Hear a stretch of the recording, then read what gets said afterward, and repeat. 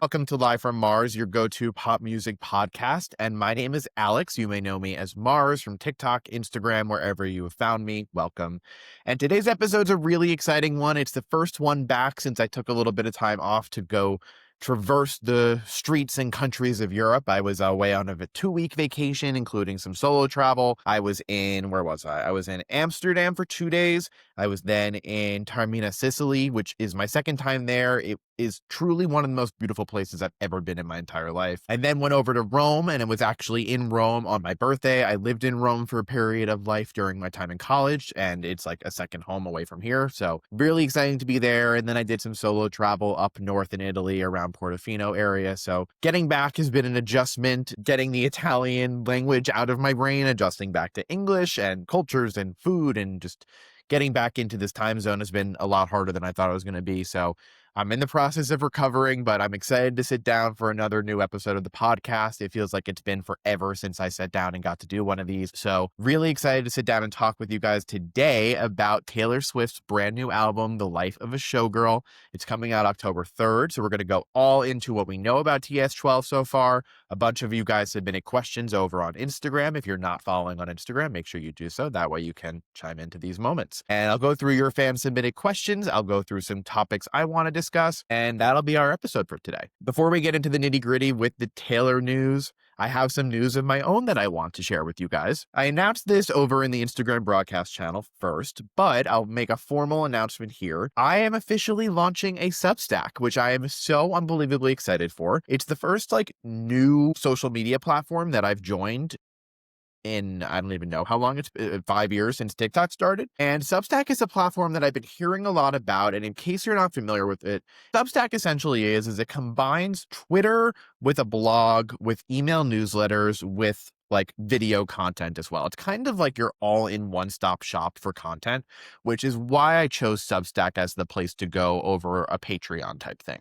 Back before I even started posting on TikTok, I've mentioned it here and there, but I had a reviews blog. It was reviewsbymars.com, and I used to write full-length album reviews of pop albums as they dropped, like you would read on Pitchfork, Rolling Stone, because I was so inspired by those and I wanted to make my own. And I did that for about 2-ish years. I realized that maybe having my own blog wasn't the way to get the kind of traction and traffic that I was looking for. And that's really why I started going so much heavier on TikTok. But since I've been posting on TikTok for over 4 years now, I've kind of missed the writing side of things. And with Substack, it allows me to put writing first and video content also up there. It's a kind of a mix of both worlds, which I really like. So my Substack is vinylbymars.substack.com.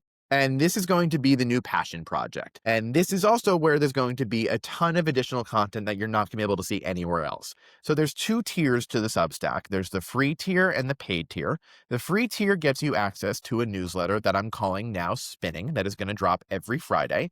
There's already 2 up there on the Substack, so you can read them and get a sense for what the vibe is. But essentially, it'll be 3 new Music Friday picks that you need to know. I'll give a little brief introduction as to what those songs are and why I chose them. I'll also include a brief rundown of what you may have missed in the music industry this past week, who's announced a new album, what new singles are dropping, what's happening in the rumor mill, and that's the free, and that's what you get with the free tier. Now, the paid tier is $5 a month, and I've been toying back and forth about when it was the right time to go into a paid subscription model for a very, very long time. But as I've also mentioned a little bit here and there, I am now doing content full time. This is my full-time job now, which is incredible and horrifying, and it's my dream job. This is all I've ever wanted to be able to do. But I also now don't have the steady income, the steady, consistent paycheck that a corporate job gave me. And it's stressful. But the truth is, I'm so excited about the content that I'm creating. The additional bonus content that is coming out on the paid side of things is truly the most I've been excited about creating content in I don't even know how long. The most important thing to me about creating some kind of paid model was to have some kind of community feature where we're able to converse about what's happening in music, send a playlist that you're interested in, what you're listening to right now, what record you just bought, so we can all converse together, because that's been the one missing piece of all of this, in my opinion, is I love being able to sit behind the camera and just talk to you guys, but I want to hear what you're saying back. And that's what I love so much about going live on TikTok, but being able to do that at any moment of the day isn't really realistic. Having a place to do that online is. So with the paid model for $5 a month, this is what you get. access to the Life on Mars Discord, where there are channels broken out by genre, by favorite artist, by what's happening in the world. This is the place to share your new vinyl that you just got in the mail. This is the place to send the playlist you just created, where we can all learn about new music and what's happening, and everyone can keep each other updated together. And I love that so much. So with the paid subscription, you get access to the Discord. You get access to a second weekly newsletter. It's called the Pop Pulse, and it's going to come out on Tuesdays. And it's essentially going to run down all of those rumors, what's happening in the industry right now, who's announced a new album. This is what you need to know happening in the pop music world at this point of the week. You get access to the full-length album reviews called On the Record. So far, there are reviews up there for Justin Bieber's Swag, Renee Rapp's Bite Me, and most recently, Conan Gray's Wishbone. So those are all up there available to you through the paid model. Another new exciting venture is I'm going to be streaming on Twitch coming up this soon. Another exciting announcement is I'm going to be streaming on Twitch to do reactions in real time with you guys. Through the paid subscription, you're able to access the entire archive of Twitch streams. You're also able to submit requests of what you want me to react to each week. So that's going to be your way of telling me what you want to see more content of. You'll also get early access to exclusive artist interviews before they go up on YouTube, before they go up anywhere else. All of my album reactions will live on Substack first, and then the cut down edited version will go up on YouTube a few days later. But that completely uncut, unedited version will live on Substack. So basically, if you want a deeper dive on content, if you want more content, if you're looking for raw takes, Substack is the place to be. And again, to be completely real with you guys, because I'm now doing this full time, this is my full-time job. We obviously are all in the business of supporting artists, people who create content, create music, and that's something that I'm incredibly passionate about. And it's because of your support that I'm able to do this full time. But supporting the Substack, supporting the paid model, that is how I'm going to be able to continue to create all of the content I just shared with you guys and more. So if you feel like you've been getting value from watching me on TikTok or Instagram or listening to this podcast, I appreciate your support as always. This is the next step. This is the future of Vinyl by Mars and Mars content. So I'm very excited about it. Again, you can find my Substack over on vinylbymars.substack.com. It'll be in the description of this podcast as well for you to check out. I appreciate your support as always. And that is my big announcement for right now. Let's get into the Taylor news. Last week, we started hearing more rumblings about TS12 coming any moment. I've been hearing rumors for a while now, seeing articles from Hits Daily Double about a new Taylor project coming before the end of the year, and it actually happened. So on, I think, Monday night or Tuesday night, it was announced that the new Heights podcast, hosted by Jason and Travis Kelce, was going to have a special mystery guest on a Wednesday night episode, and that special guest ended up being Taylor Swift. On the podcast, Taylor sat down for a 2-hour interview, her first real interview in, I don't know, I want to say 5 years, maybe since she sat down to talk about Evermore with Zane Lowe back in 2020. I can't think of like a more vibrant video interview. We have a new album coming. It is called The Life of a Showgirl. It is dropping on October 3rd. And essentially, this is what we know about the album so far. The title, the track list, the amount of songs, the producers, and a feature. And that's kind of it. So let's run through that quickly. The Life of a Showgirl, October 3rd.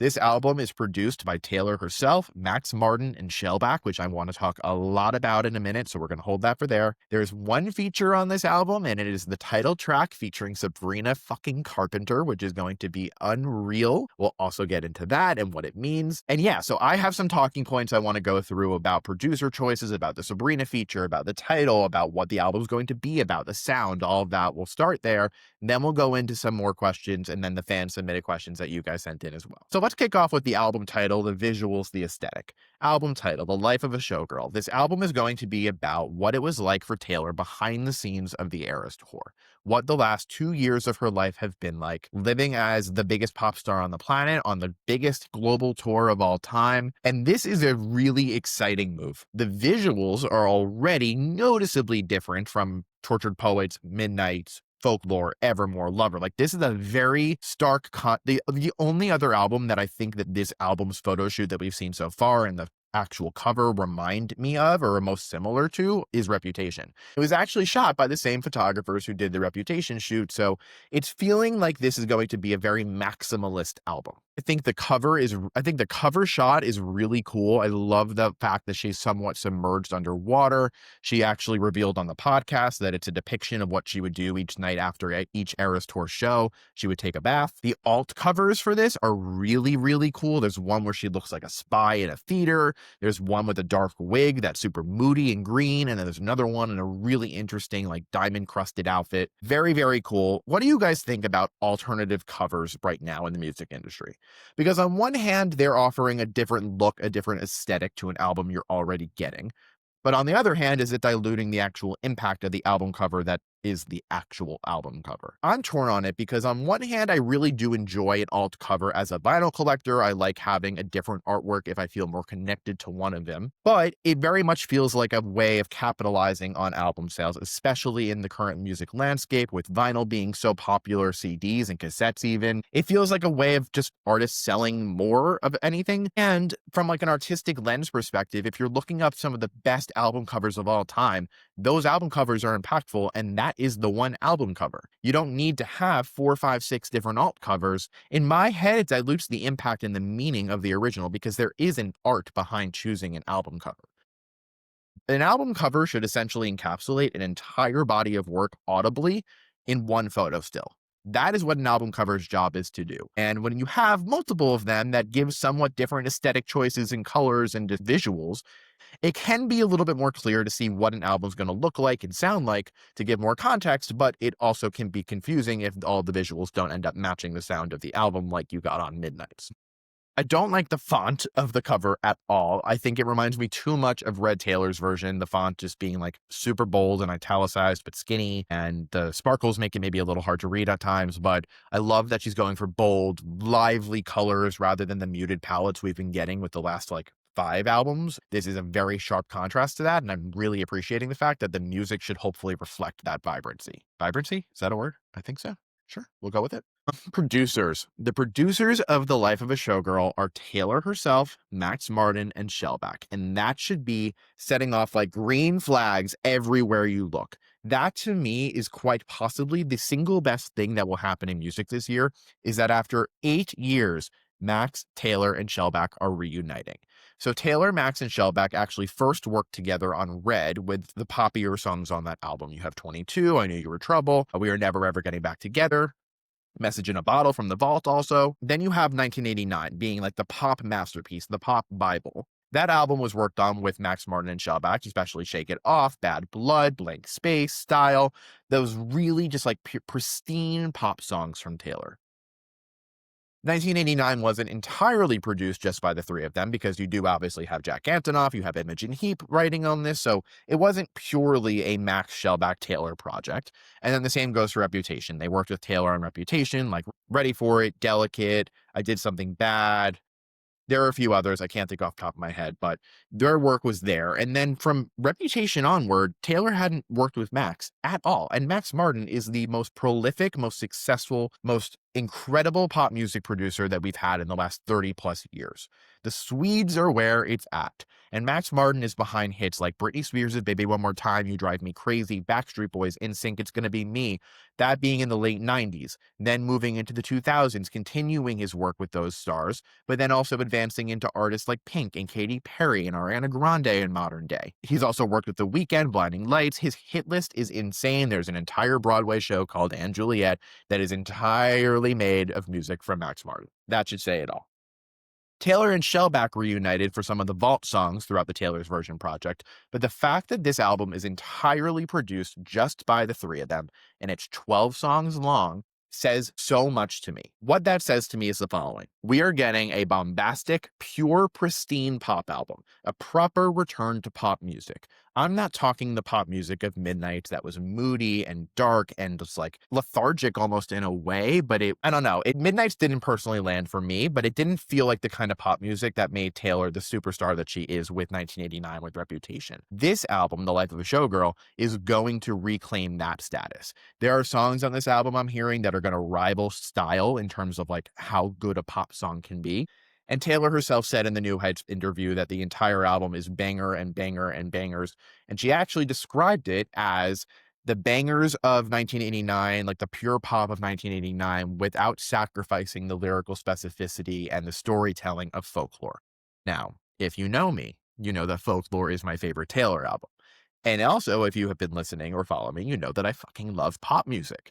So if this album is able to take the best qualities of folklore, being that storytelling, that very vivid detailing, that combined with just like succinct melodies, killer verses, really strong hooks, this could be the best Taylor Swift album we've ever got. Feature-wise, the only feature on this album is with Miss Sabrina Carpenter. It is on the final song on the album called The Life of a Showgirl. And I'm really intrigued by this because Sabrina has kind of been deemed by Taylor herself and the fans as like the heir apparent.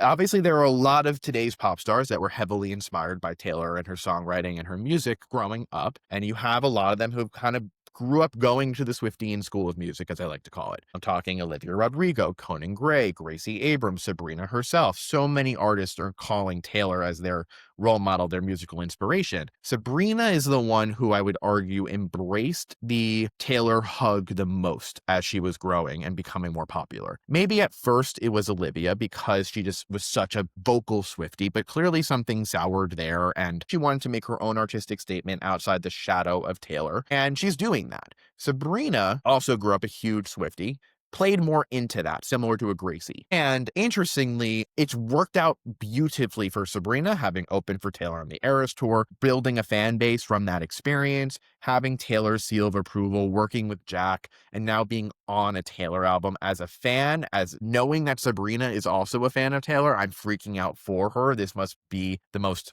like larger than life, can't believe this is actually happening moment. I'm curious musically what it will be like to have both of their voices on the same song, because I can't hear in my head how the two of them are going to sound together, but I think it's going to be good. And honestly, realistically, it's going to go number one no matter what anyway. So I'm curious to hear what the song itself is actually about. Just the fact that it's the last song on the album, it's called The Life of a Showgirl, that it kind of feels like Sabrina is the next Taylor in terms of scope and just like laying that foundational work right now. It wouldn't surprise me if this was another kind of nothing new Clara Bow kind of moment where it's like ushering in that next generation moment for Taylor. But that could also be too on the nose, and you never know with Taylor. She could throw anything out there. So that's my guess as what I think The Life of a Showgirl is going to be about with Sabrina on it. But crazy. It's really, really impressive that Sabrina's on here, and it's only going to help this thing sell better, knowing how big Sabrina is right now. And Taylor's very aware. Taylor is incredibly self-aware, aware of where the music industry is at. Taylor Swift, a veteran at this point in the music industry, she is very closely watching everything. And she very much saw what happened in last year's music industry, of individuality and charisma and personality coming through more than anything from last year's music. Sabrina with Espresso and Please, Please, Please, and the way that she's able to weave her comedic stylings into the music itself. You look at Chapel Roan bringing so much unique quality and personality into her music. You have someone like Charlie and Brad, who was kind of the antithesis of what should work in music, but succeeded because of that individuality and personality. I'm very curious to see what Taylor specifically is going to learn from having watched last year's music industry unfold and bring that into the mix. Because if there's one thing about Taylor, she's very receptive to feedback and very receptive to critiques. And that's also part of why this album is a succinct 12-song album, unlike the 31-song album of the Tortured Poets Department. And a lot of people were not happy with the Tortured Poets Department for being as long as it was.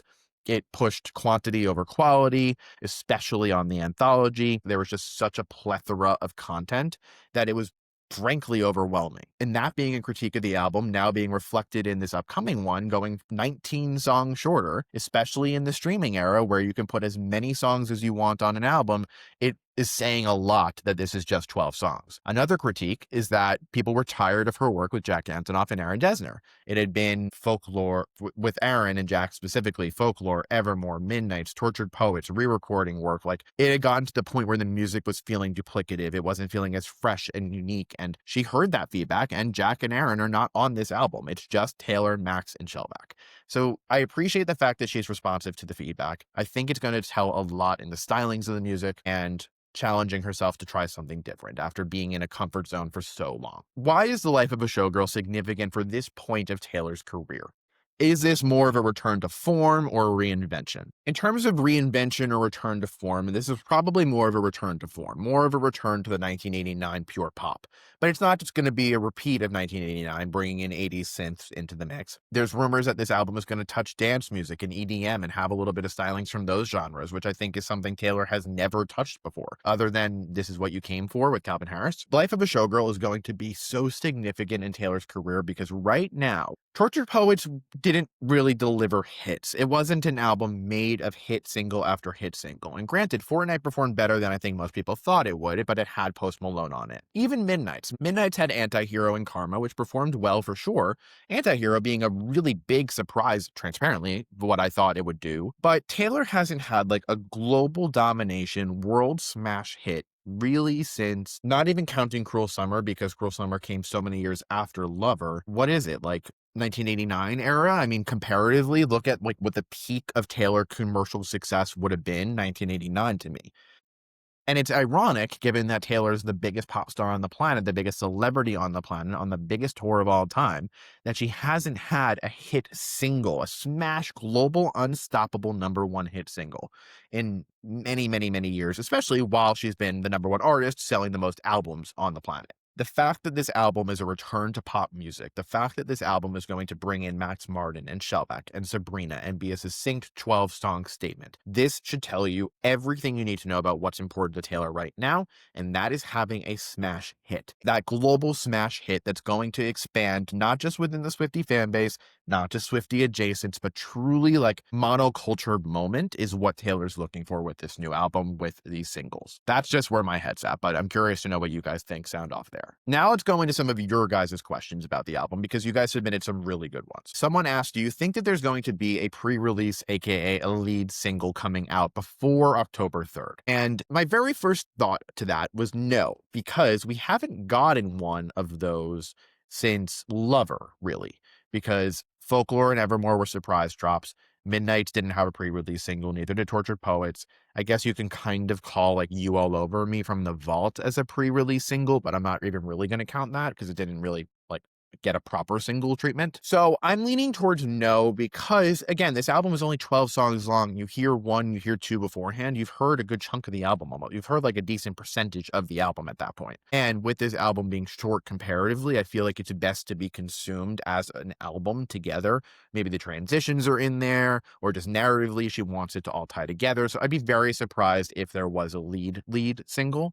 So that's just my thought on it. Someone said, will there be a deluxe edition? Taylor said in the New Heights podcast that there will not be a deluxe edition, that it is these 12 songs and these 12 songs only. She specifically actually said there's not going to be a double album. There's not going to be a 3 a.m. edition. And I'm thrilled about that. I gotta be honest. I'm really not upset about it, because when Tortured Poets had a double release, when Midnight's had the 3 a.m. release, I always felt like the majority of the quality was on the standard edition, because that's kind of the point. It should be. There was a 3 a.m. track here and there. There was an anthology song that I thought should have made the main album. Sure, that's happened.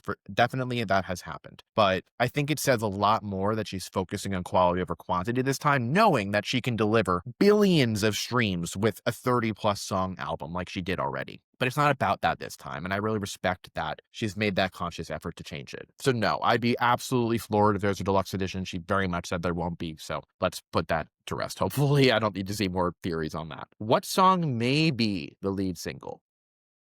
I have no idea. I don't know how to possibly predict it. The only possible thoughts I would have are that usually the lead single is going to be in the first half of the track list. So looking at that those songs would be The Fate of Ophelia, Elizabeth Taylor, Opalite, Father Figure, Eldest Daughter, and Ruin the Friendship. The only other thing that could be a lead single would be the title track with Sabrina, but that's kind of rare because Taylor hasn't done a title track since Lover, and like usually that's not a thing. I would say that right now my bets for the lead single would either be the Sabrina feature, because the reality is it's going to get a majority of the streams anyway, so why not push it? And Sabrina is a huge pop star.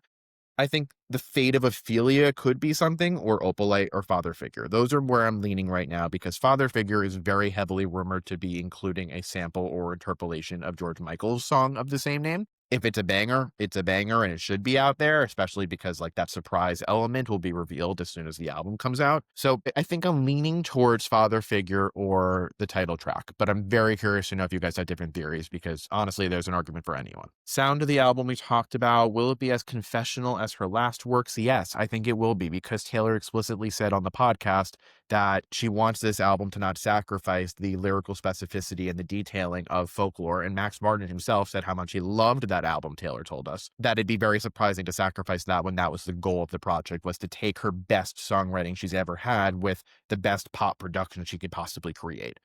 That sandwich is going to be a force to be fucking reckoned with. Someone asked what track I'm personally looking forward to the most. I am personally looking forward to Elizabeth Taylor a lot because Taylor has mentioned Elizabeth Taylor on Ready For It before, and she is like a classic showgirl. To put it as number 2 on the album is very telling to me, so I'm curious to see how she's going to go about telling this story, if it's going to be a Rebecca Harkness, Great American Dynasty kind of moment, or if it's going to go a completely different angle. That will be very interesting. The fate of Ophelia is really interesting because of the history of Ophelia as a character from Hamlet. Track 5 being called Eldest Daughter is so interesting to me because Taylor only has a brother, so I guess she is the eldest daughter. It's an interesting title. I don't necessarily know if it's going to be about her or how it's going to relate to her or how the title's going to come in, but that one is very interesting. Ruin the Friendship, I feel like a lot of you were thinking that it's going to be about Blake Lively, and I just like very firmly think it will not be because, one, we don't know if there's actually any hardcore bad blood between the two of them. Number 2, to publicize that after like such a long-standing history of friendship that Blake Lively's kids have been featured on Taylor's albums, that they've been so close for so long, I don't think she would resort to publicizing that. This is almost too obvious and too on the nose to be about Blake. I don't know. It feels kind of icky and like immature, especially at like the stage of life Taylor's in. I just don't see it happening. But granted, this is the same artist who put out a song called Thank You Amy on her last album, so you never know. The best question that was asked: what will The Life of a Showgirl need to do in order to become my favorite Taylor album and replace Folklore? That is like exactly where my head has been at since this album was announced. And truthfully, I have consistently said I don't think anything can overtake Folklore as my favorite Taylor album because that style of production and that level of songwriting was what I always dreamed Taylor would do and create, but never thought it would actually happen because it wasn't as pop leaning of a sound. And it's because of the pandemic that that album happened. It was such like a perfect meeting of the storms to make Folklore a reality. And just like the sentiment, the way that it reflected the times, the aesthetics of it, the soundscape it created. My first listen to the album, the day the album dropped, I was driving out to Montauk all the way out on Long Island. It was a moody, rainy day, and I was out by the water on the beach, and it just completely encapsulated the feeling of Folklore. That the emotional attachment for me is just so infinitely strong. My favorite Taylor song of all time is August, and that is on this album. Cardigan is a top 5 for me, so it's going to take a lot to overcome, but I think this album could be the one to do it, only because at the end of the day, I'm a pop music super fan. Her working with Max Martin, the greatest, most prolific pop producer of our time, having him on a succinct 12-song album that's not going for double albums and vault tracks, keeping it clear, and the vision is succinct, marrying the lyricism and what we love so much about Folklore, but taking that to a pop-leaning world with a little bit of dance, a little bit of EDM. I love dance music. I listen to it every time I work out. This could be the recipe to become my favorite Taylor album of all time. It's obviously too early to say that, but it has potential. I will put it out there, and if I watch this back after we hear the album and I am pleasantly surprised and I no longer have Folklore as my number 1 album, then you guys predicted it. The last question I'm going to get to is, do I think Taylor will tour again? Now, will Taylor tour in 2026? I think yes. The reality that we need to remember is that the norm in touring in pop music is to put out an album, tour it, create the next album, and then tour it again. Like, you usually will tour each album as a way of continuing to keep fans engaged and to continue to make money for everybody involved. The Eras Tour was such an anomaly that it reflected her entire career being essentially a greatest hits tour that I feel like people's mentality may be skewed. And if we're talking about a tour for 2026, that'll be like a year and a half almost since the Eras Tour ended, 3 years since it started. There's a very, very clear reality where Taylor Swift will tour The Life of a Showgirl. And getting tickets for that is going to be hell on earth. I think she'd be silly not to tour it again, especially given how much she learned about touring and about connecting with a fan base and what you can do in a live show for 3.5 hours from the Eras tour. That why not continue to bring that to life, and why not do it, unless she's exhausted and wants to get more focused on that feature film that she's apparently directing and writing and creating, then maybe there's other priorities, but I would be surprised if she didn't tour this personally. But yeah, that is the life of a showgirl. I really feel like we're on the precipice of something incredible from Taylor, between the visuals we're going to get, the music videos, the storytelling, the music, the press, just like everything. I feel like this album is going to be the level of global ubiquity, but that Taylor achieved with 1989, and she will try for it again now. But that is the conversation on the life of a showgirl. Make sure you sound off. Let me know what your thoughts are on all the questions I discussed, if you agree, if you disagree. And that is today's episode of Live from Mars. Again, a quick reminder, if you are not already subscribed to the YouTube channel, if you are not already subscribed to the Substack, please make sure you do so. It means the absolute world to me, especially if you join the paid model. That is truly where the majority of my creative output is going right now moving forward. So join us on this journey. I am so incredibly excited about it. Again, with Substack, with the paid model, you get access to the Discord, access to all of my written album reviews, access to every Twitch stream, the ability to request specific reactions. You get access to an additional weekly newsletter. You get access, if you're a founding member, to monthly Zoom listening parties. That is something I'm looking forward to as well, and so much more. But thank you guys, as always, for tuning in. I hope you guys enjoyed. If you're not already following on Instagram and TikTok, make sure you do that as well. And I will see you all next time for another new episode of Live from Mars. Bye.